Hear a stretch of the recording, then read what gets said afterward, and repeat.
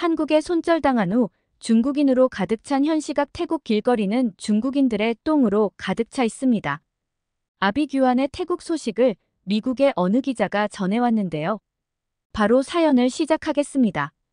안녕하세요. 저는 미국의 유명 언론사에서 일하는 27살 여성 기자 카일라예요. 최근에 태국의 관광업에 대한 취재를 위해 방콕으로 출장을 가게 되었습니다. 사실 전 태국에 대해서 꽤 긍정적인 이미지를 갖고 있었어요. 제 친한 친구 루나가 태국 방콕에서 주재원 생활을 하고 있거든요. 루나는 항상 태국 생활에 대해 좋은 얘기만 해줬어요. 물가가 저렴해서 마사지도 자주 받을 수 있고 음식도 정말 맛있다고 했죠. 거리 곳곳에 즐비한 노점상들의 다양한 음식들, 특히 팟타이나 또미암꿍 같은 요리들이 정말 맛있다고 하더라고요. 게다가 태국 사람들이 친절하고 늘 미소를 짓고 있어서 생활하기 정말 좋다고 했습니다. 루나의 이야기를 들을 때마다 저도 태국에 가보고 싶다는 생각이 들었어요. 그래서 이번 취재 제안이 들어왔을 때 정말 기뻤죠. 드디어 제 눈으로 직접 태국을 볼 수 있는 기회가 온 거니까요. 특히 관광업으로 유명한 나라니까 활기찬 모습을 볼 수 있을 거라 기대했어요. 출발 전날 루나에게 전화를 걸어 제가 방콕에 간다는 소식을 전했습니다. 루나는 정말 기뻐하며 자기가 맛있는 레스토랑도 소개해주고 관광지도 안내해주겠다고 했어요. 태국의 아름다운 사원들과 활기찬 시장, 화려한 밤문화까지 다양한 볼거리가 있다고 하더라고요. 그 말을 들으니 더욱 설레는 마음으로 비행기에 올랐습니다. 비행기 안에서도 태국에 대한 기대감에 들뜬 마음을 가라앉히기 어려웠어요. 창밖으로 보이는 구름 사이로 태국의 모습을 상상하며 비행시간 내내 미소 짓고 있었죠. 하지만 방콕 수완나품 국제공항에 도착했을 때 제가 본 광경은 전혀 달랐어요. 공항이 너무나 한산했습니다. 평소 관광객들로 붐볐다는 공항 로비가 거의 텅 비어 있었어요. 입국 심사대도 대기줄 없이 바로 통과할 수 있을 정도로 한산했죠. 공항 내 면세점들도 대부분 문을 닫아놓은 상태였고 열려있는 곳도 직원들만 심심해 보이는 표정으로 서 있었어요. 평소 같으면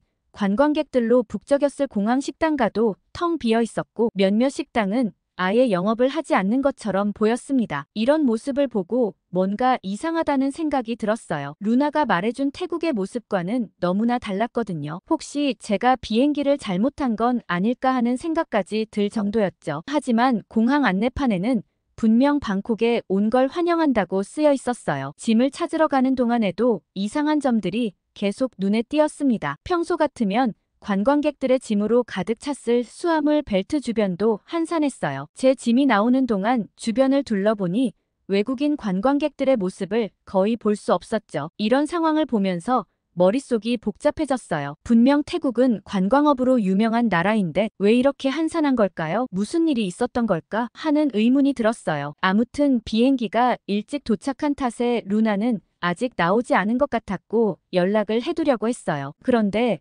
태국에서 산 유심히 말썽이라 도저히 먹통이었어요. 그렇게 당황하고 있는데 갑자기 누군가 제 어깨를 툭툭 쳤습니다. 뒤를 돌아봤더니 어떤 남성이 도움이 필요한지 물어보더라고요. 그 남자는 한국 사람인 승우 씨였습니다. 서양인보다 오히려 더 피부가 하얗고 빛나는 남성이었는데 영어도 유창하게 구사했어요. 저는 휴대폰을 좀 써도 괜찮겠냐고 물어봤고 승우 씨는 흔쾌히 휴대폰을 빌려주었습니다. 그런데 승우 씨의 휴대폰을 빌렸을 때는 정말 당황스러웠어요. 한글로 가득한 화면을 보니 어떻게 해야 할지 몰라 멍하니 서 있었죠. 그때 승우 씨가 가까이 다가와 도와주었는데 저는 깜짝 놀랐어요. 쿨한 비누향이 코끝을 스치면서 저도 모르게 그의 향기에 집중하게 되었거든요. 그 향기는 왠지 모르게 저를 안심시키는 듯 했습니다. 낯선 나라에서 느낀 불안감이 순간 사라지는 듯한 느낌이었죠. 휴대폰 사용법을 알려주는 그의 목소리도 차분하고 부드러워서 마음이 편안해졌어요. 저도 모르게 휴대폰이 아니라 그 사람의 향기와 목소리에 집중해버렸습니다. 문득 정신을 차리고 친구에게 메시지를 보내 출국장에 도착했다고, 환전소가 모여있는 장소에 있겠다고 메시지를 보내두었어요. 승우 씨와 잠깐 대화를 나누면서 그가 단순한 관광객이 아니라는 걸 알게 되었습니다. 법무부 직원으로 불법 체류 문제를 다루러 왔다는 말에 저는 조금 놀랐어요. 취재차 온 저로서는 이런 정보가 굉장히 흥미롭게 들렸죠. 승우 씨의 뒤편으로 보이는 의전 관계자들을 보면서 그가 꽤 중요한 위치에 있는 사람이라는 걸 짐작할 수 있었어요. 저는 얼른 일 보러 가시라고 얘기했지만 승우 씨는 혹시나 제 친구와 엇갈리면 연락도 안 되는데 어떡하냐며 제 친구가 올 때까지 기다려주겠다고 하는 그의 모습에서 진심 어린 배려를 느낄 수 있었습니다. 다행히 루나는 곧 도착했고 친구가 도착하자마자 승우 씨에게 감사 인사를 하고 헤어졌습니다. 루나는 저를 보자마자 눈을 반짝이며 방금 전 만났던 승우 씨에 대해 물어보기 시작했어요. 그녀의 목소리에는 호기심과 설렘이 가득했습니다. 승우 씨가 얼마나 잘생겼는지, 우리가 어떤 사이인지 캐물으며 루나의 눈동자는 더욱 빛났어요. 저는 당황한 듯 손사래를 치며 아니라고 했습니다. 하지만 루나의 표정을 보니 제 말을 전혀 믿지 않는 것 같았어요. 그저 휴대폰을 빌려준 사람일 뿐이라고 설명했지만 루나는 고개를 갸웃거리며 의심스러운 눈길을 보냈습니다. 주제를 돌리고 싶어 태국 상황에 대해 물어봤어요. 공항이 왜 이렇게 한산한지 궁금했습니다. 루나의 표정이 순식간에 진지해졌어요. 그녀는 깊은 한숨을 내쉬며 최근 태국 상황에 대해 설명하기 시작했습니다. 태국이 지금 한국 때문에 난리가 났다는 말에 저는 놀라지 않을 수 없었어요. 루나의 목소리에는 걱정과 불안함이 묻어났습니다. 태국이 한국을 무시하는 태도를 취하다가 한국이 불법 체류에 대해 무관용 원칙을 내세우면서 상황이 급변했다고 해요. 한국 관광객들의 발길이 끊기면서 태국의 관광업계가 큰 타격을 입었다고 합니다. 루나의 얼굴에는 안타까움이 가득했어요. 장사가 안 되자 한국인을 좋아했던 태국인들과 그렇지 않은 사람들 사이에 갈등이 벌어지고 있다는 설명에 저는 복잡한 심정이 되었습니다. 이 이야기를 듣고 나니 승우 씨가 왜 태국에 왔는지 이해가 됐어요. 법무부 직원으로서 불법 체류 문제를 다루러 온 것이 분명해 보였습니다. 태국의 현 상황을 고려하면 그의 방문이 매우 중요한 의미를 가질 것 같았어요. 루나의 말을 들으며 태국 사람들의 선택에 대해 깊이 생각해 보았습니다. 한국을 적대적으로 대하는 것이 과연 태국에 어떤 이득을 가져다 줄 수 있을지 의문이 들었어요. 오히려 관광객 감소로 인한 경제적 손실만 커진 것 같아 안타까운 마음이 들었습니다. 대화를 나누다 문득 태국의 최근 대마 합법화에 대해 궁금증이 생겼어요. 혹시 음식에 대마가 섞여 있을까 걱정된다고 말하자 루나의 표정이 더욱 어두워졌습니다. 그녀는 그 문제로 태국이 더욱 혼란스러워졌다고 설명했어요. 새로 선출된 패통탄 총리가 대마를 허용하면서도 동시에 규제하겠다는 모순된 입장을 보이고 있다고 합니다. 더구나 태국 국민 대다수는 이에 반대하고 있는데 총리는 찬성 입장을 고수하고 있어 갈등이 깊어지고 있다고 했습니다. 정치하는 사람이 제 역할을 제대로 해야 하는데 그게 문제인 건가 싶었어요. 루나와의 대화를 마치고 우리는 루나가 머무는 숙소로 향했어요. 긴 비행으로 인한 피로가 몰려왔고 저는 잠시 눈을 붙이기로 했습니다. 루나의 방에서 짐을 내려놓고 침대에 누웠는데 순식간에 깊은 잠에 빠져들었어요. 눈을 떴을 때는 이미 방 안이 어둑어둑해져 있었습니다. 창밖으로 보이는 방콕의 하늘은 황혼빛으로 물들어 있었고 도시의 불빛들이 하나둘 켜지기 시작하고 있었어요. 시계를 보니 예상보다 꽤 오랜 시간 잠들어 있었던 모양이에요. 루나는 저를 보더니 활짝 웃으며 저녁을 먹으러 나가자고 제안했습니다. 아직 시차 적응이 되지 않아 머릿속이 멍한 상태였지만 배고픔을 느끼기 시작했어요. 루나의 제안에 고개를 끄덕이며 일어났죠. 옷을 갈아입고 나올 준비를 하는 동안 루나가 카오산로드에 가보자고 말했어요. 태국에 왔으니 그 유명한 곳은 한번 가봐야 하지 않겠냐고 했죠. 택시를 타고 카오산로드로 향하는 동안 창밖으로 보이는 방콕의 야경이 눈길을 사로잡았어요. 화려한 네온사인과 불빛들이 도시를 수놓고 있었고 거리는 여전히 활기찼습니다. 하지만 루나의 말대로 예전만큼 관광객들이 많아 보이지는 않았어요. 카오산로드에 도착하자 예상과는 다른 광경이 펼쳐졌습니다. 한국 사람이 없다고 하는 루나의 말과 달리 거리에는 한국 사람으로 보이는 관광객들이 꽤 많이 보였습니다. 한국인들이 오지 않는다더니 이렇게 많은 한국인들이 있다는 사실이 의아했어요. 루나에게 물어보자 루나는 목소리를 낮추며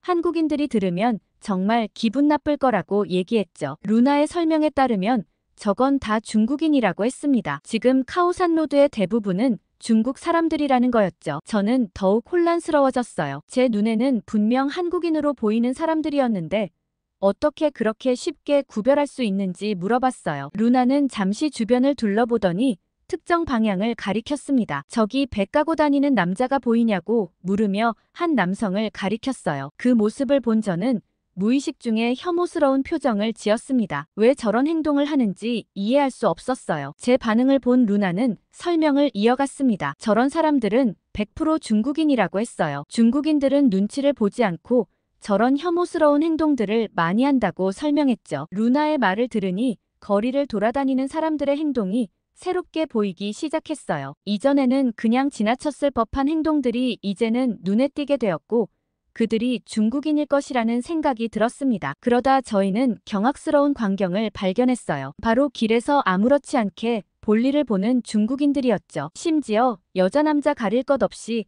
길가에서 옷을 내리는 모습이 경악스러웠어요. 속이 너무 안 좋았고 재빨리 고개를 돌려 눈을 질끈 감았습니다. 루나는 최근에 중국인들을 받아들이면서 태국 길거리가 똥밭이 되어버렸다며 한숨을 푹푹 쉬었어요. 얼른 지나가자며 빨리 저를 이끌었죠. 거리 양쪽으로 늘어선 가게들 중 절반은 한국인 환영 현수막이 걸려 있었고 나머지 절반은 한국인 퇴출이라고 적힌 팻말들이 보였어요. 이런 극단적인 모습에 저는 놀라움을 감출 수 없었죠. 한국인들을 환영하는 가게와 퇴출을 요구하는 가게가 공존하는 모습이 굉장히 이질적으로 느껴졌어요. 특히 한국인 퇴출이라고 쓰인 팻말들을 보며 의아함을 감출 수 없었습니다. 오히려 관광객들의 발길이 끊기면 경제적으로 더 큰 타격을 입을 텐데 말이죠. 잠시 고민하다가 저는 한국인 환영 현수막이 걸린 가게로 향했어요. 그곳에서 식사를 하면서 현지인들의 이야기를 들어보고 싶었습니다. 가게 안으로 들어서자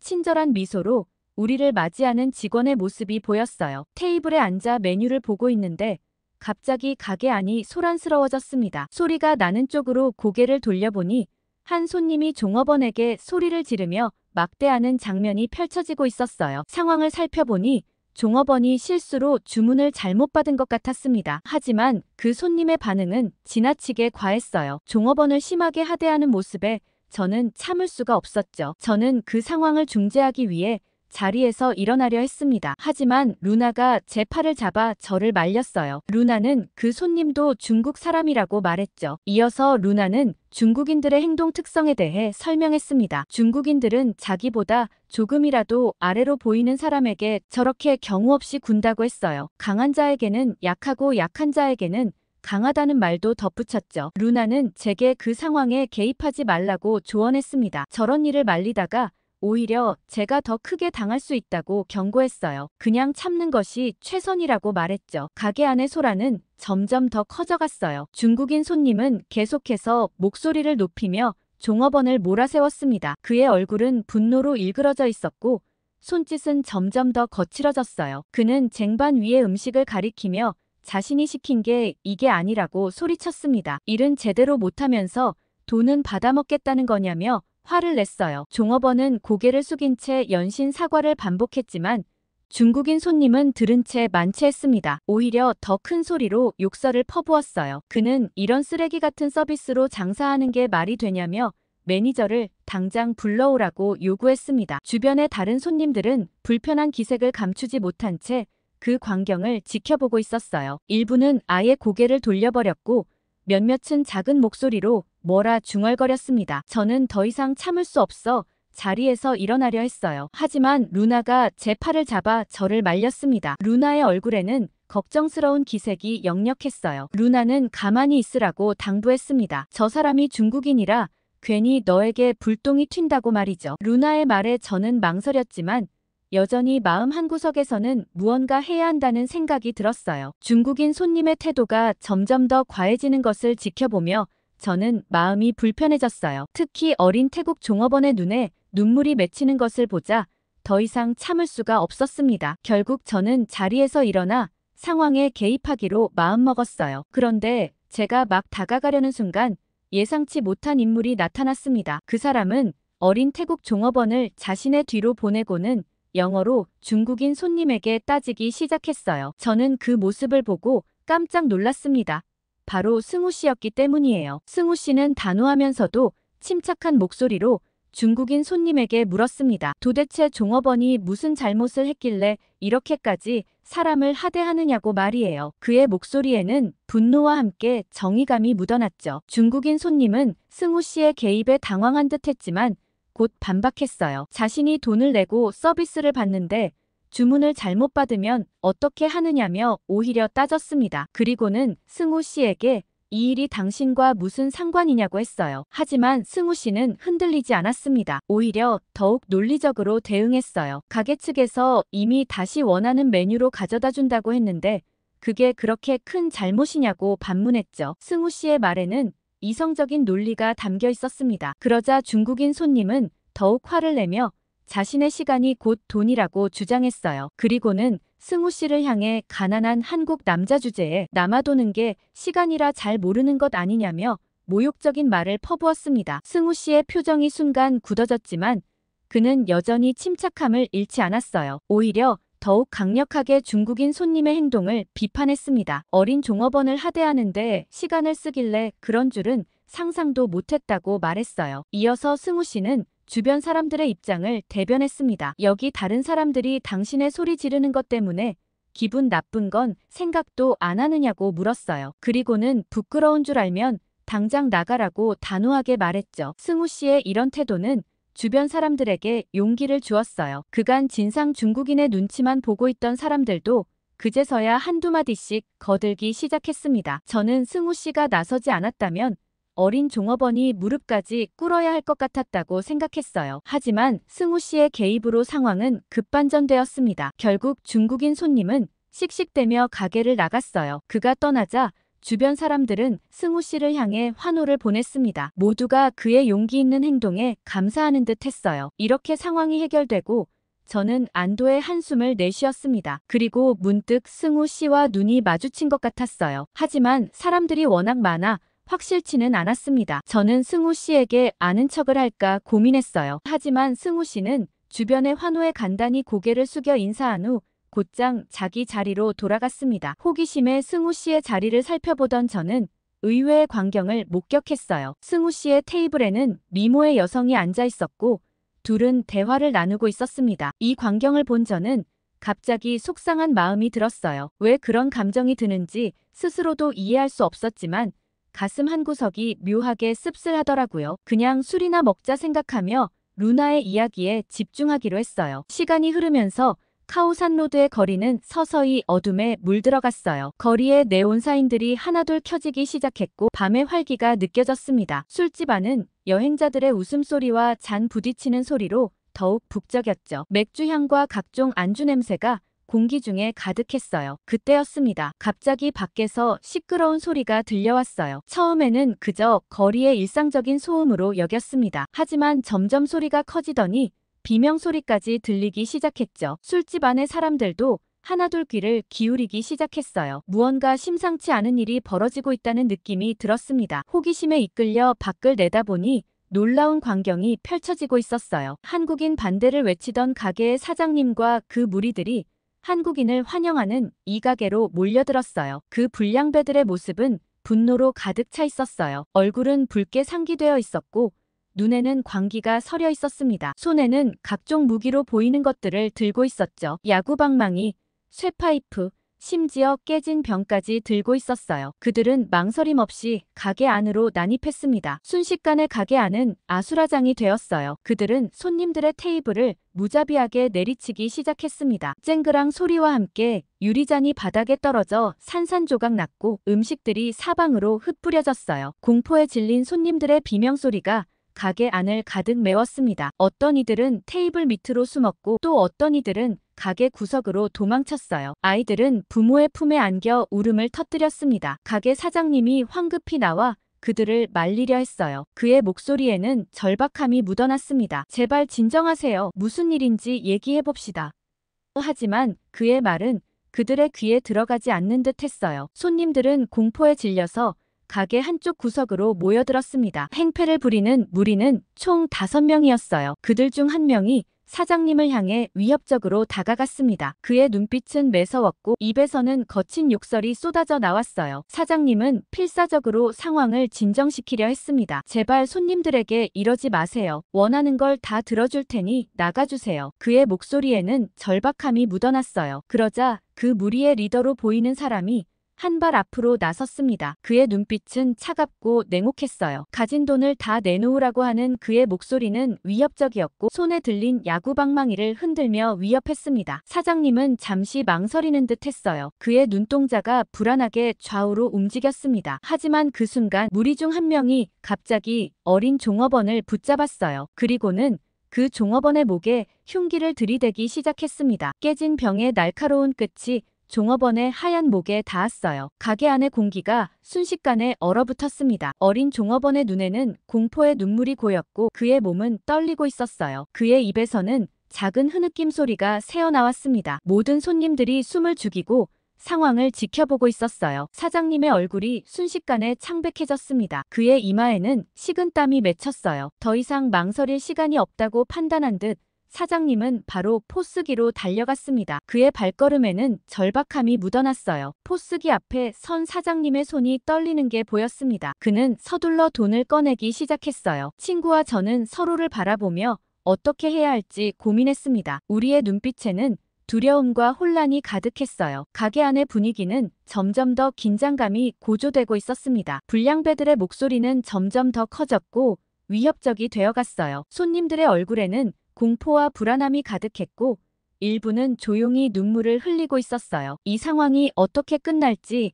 아무도 예측할 수 없었어요. 모두가 숨죽이고 사태의 추이를 지켜보고 있었습니다. 단 한 번의 실수나 잘못된 판단이 돌이킬 수 없는 결과를 낳을 수 있는 위험한 순간이었어요. 사장님이 포스기에서 돈을 꺼내는 순간 저는 승우 씨를 보고 깜짝 놀랄 수밖에 없었습니다. 승우 씨는 아주 조용히 불량배들의 뒤쪽으로 이동하고 있었거든요. 승우 씨의 행동이 너무나 위험해 보여서 제 심장이 빠르게 뛰기 시작했어요. 그가 무엇을 하려는 건지 짐작은 갔지만 만약 실패한다면 상황이 더 악화될 수 있었죠. 제 손바닥에 땀이 배어나오기 시작했습니다. 돈이 건네지기 직전 승우 씨가 번개같이 움직였어요. 그의 동작은 너무나 빨라서 제 눈으로는 제대로 따라가기 힘들 정도였습니다. 순식간에 불량배의 우두머리가 의자에 머리를 세게 부딪히며 쓰러졌어요. 그 소리가 가게 안에 울려 퍼졌고 모든 사람들이 놀라 숨을 멈췄습니다. 어린 종업원은 기회를 놓치지 않았어요. 그는 재빨리 불량배의 소나기에서 벗어나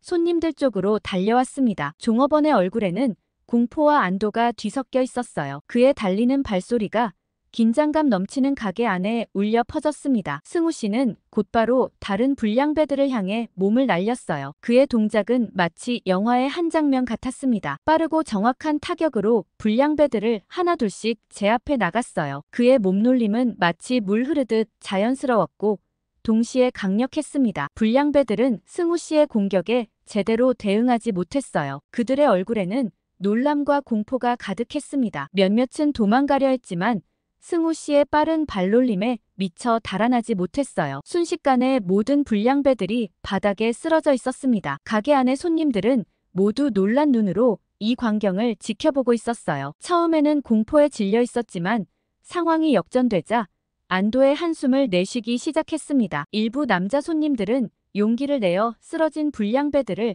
재빨리 깔고 앉았어요. 그들의 얼굴에는 결연한 의지가 보였습니다. 사장님은 즉시 경찰서에 전화를 걸었어요. 그의 목소리는 여전히 떨리고 있었지만 이제는 침착함이 묻어났습니다. 동시에 가게에서 노끈을 구해왔어요. 굵고 튼튼해 보이는 노끈이었습니다. 모든 손님들이 합심하여 불량배들을 묶기 시작했어요. 서로 도와가며 단단히 묶었습니다. 불량배들의 몸이 꽁꽁 묶일 때마다 다행이라는 소리가 들렸어요. 마지막 불량배까지 묶고 나자 가게 안에는 박수 소리가 울려 퍼졌습니다. 모두가 승우 씨에게 감사의 인사를 전했어요. 그의 용기와 기술이 없었다면 상황이 어떻게 흘러갔을지 모두가 상상하기 싫어했죠. 승우 씨는 겸손하게 고개를 숙이며 인사를 받았습니다. 한참 후에야 경찰이 도착했어요. 경찰들은 신속하게 불량배들을 연행해 갔어요. 저는 먼 발치에서 승우 씨를 바라보고 있었어요. 그의 모습이 어쩐지 더 멋있어 보였습니다. 그때 갑자기 승우 씨가 제 쪽으로 걸어오는 게 보였어요. 제 심장이 다시 빠르게 뛰기 시작했습니다. 승우 씨는 부드러운 미소를 지으며 다가왔어요. 그의 얼굴에는 피로한 기색이 있었지만